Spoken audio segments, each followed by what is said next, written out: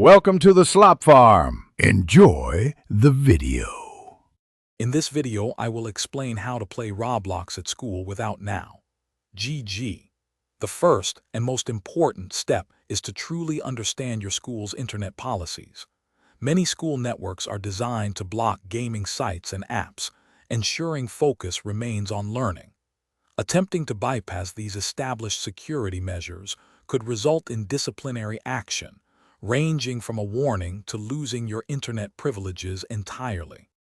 Your school might have specific windows during the day or designated locations where limited recreational internet access is allowed.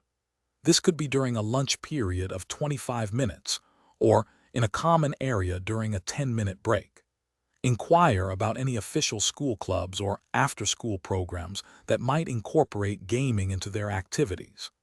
These are often the only sanctioned ways to engage in such pastimes on campus. If your school permits personal devices, consider using your own phone or tablet. It is crucial to only connect to the school's Wi-Fi if explicitly authorized, as unauthorized connections can be problematic. A safer alternative, if your school allows personal device usage, is to rely on your own cellular data plan during designated free periods, ensuring you stay off the school's network entirely. Another option, when using your personal device and data, is to explore cloud gaming services. These platforms stream games directly to your device, meaning Roblox does not need to be downloaded or installed locally.